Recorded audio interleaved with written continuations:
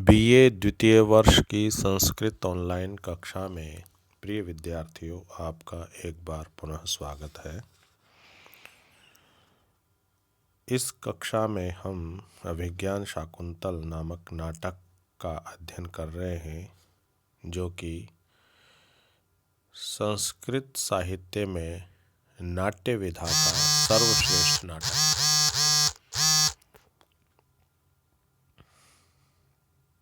इस नाटक में कुल 7 अंक हैं।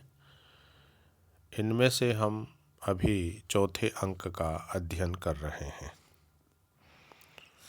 चौथे अंक के अंतर्गत महर्षि कण्व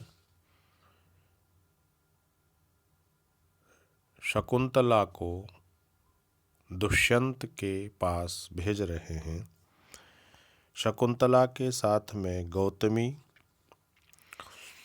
शारद्वत और शारंग्रव नामक 2 शिष्य और आश्रम की जो अधिष्ठात्री है उसको भेजा जा रहा है।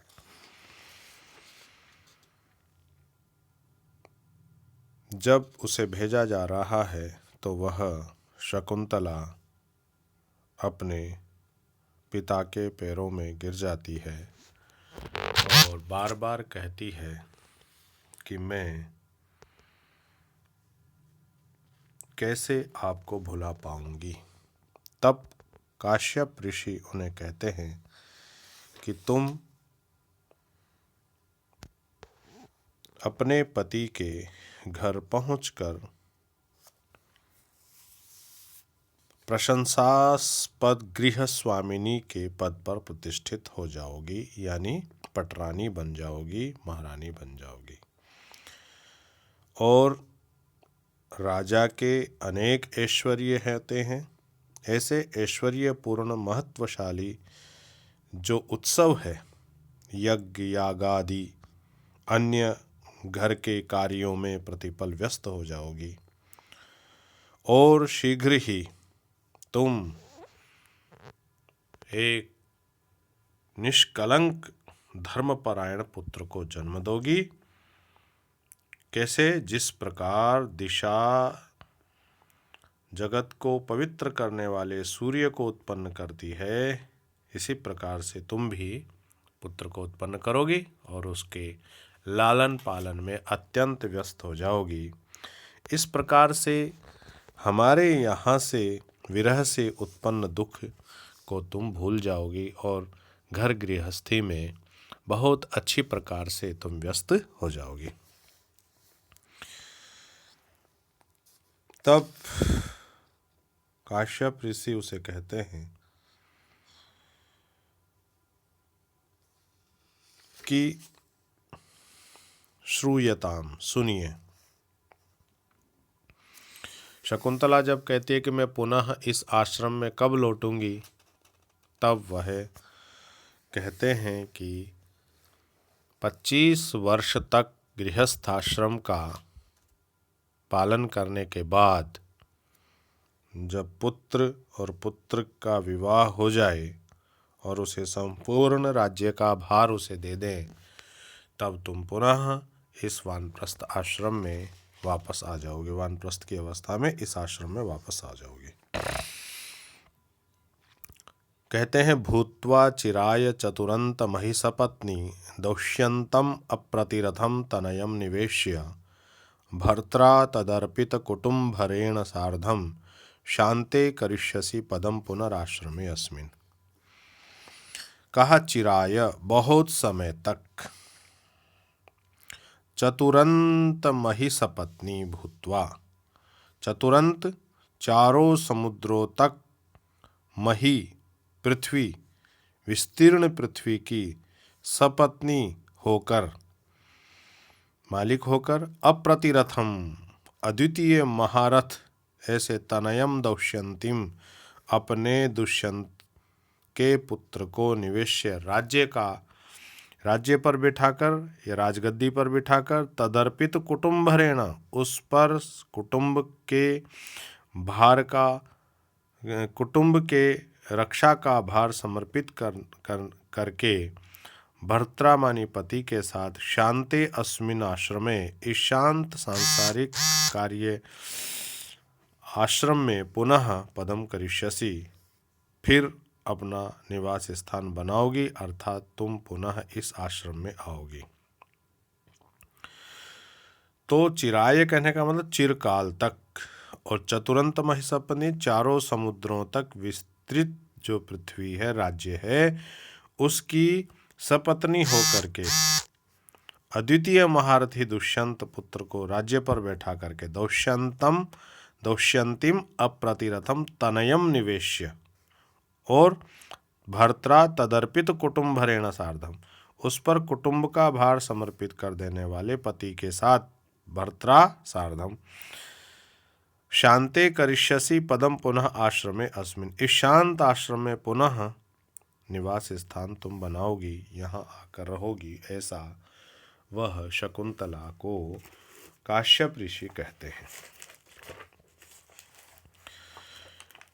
शकुंतला के यह कहने पर कि तात कदानु भूयस्तपोवनम प्रेक्षिष्ये, मैं पुनः कब इस आश्रम को देखूंगी, तब वह यह बात कहते हैं। तो इस कथन का उत्तर उन्होंने यानी कण्व ऋषि ने महर्षि काश्यप ने दिया है कि तुम बहुत समय तक महारानी पद पर रहकर अपने अद्वितीय महारथी दुष्यंत के पुत्र को राज्य का भार देकर और उसी पर राज्य भार सौंपकर अपने पति के साथ पुनः इस तपोवन में आकर रहोगी, ऐसा वे यहाँ पर कहते हैं। तो यहाँ पर यह श्लोक इस बात को प्रतिपादित करता है कि भारतीय संस्कृति में जो 4 आश्रम हैं, ब्रह्मचर्य, गृहस्थ, वानप्रस्थ और सन्यास, प्रत्येक आश्रम को जो 25-25 वर्ष में विभाजित किया गया है, उसमें 25 वर्ष गृहस्थ आश्रम में रह करके पुनः वानप्रस्थ आश्रम में आना होता है।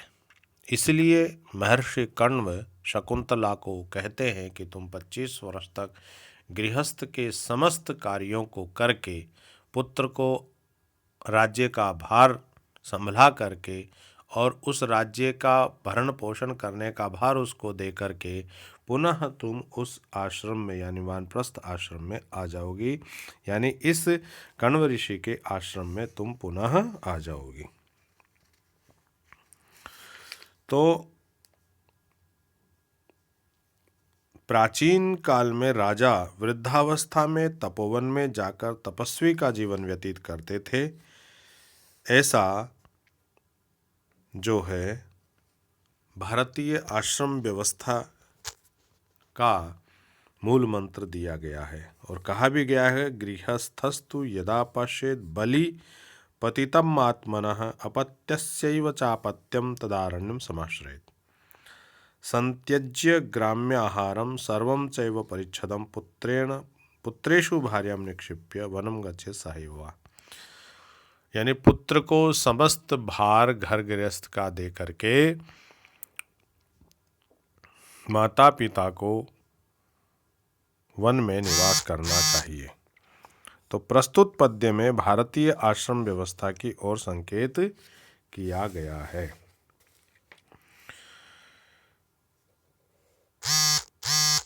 तो प्राचीन काल में राजा गण वृद्धावस्था में वानप्रस्थी होकर तपोवन में तपस्या के लिए चले जाते थे।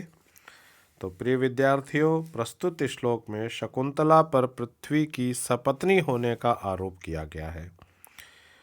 राज्य पर पुत्र को बैठाना, पुत्र पर कुटुंब का भार रखना आदि से माला दीपक अलंकार का यहाँ पर प्रयोग किया गया है। और सपत्नी शब्द से पृथ्वी पर पत्नीत्व का आरोप होने से यहाँ पर रूपक अलंकार की ध्वनि है। इस प्रकार से प्रिय विद्यार्थियों, इसमें वसंत तिल का छंद है। तो आज की कक्षा में इतना ही। कल हम इस अंक को समाप्त कर देंगे। धन्यवाद।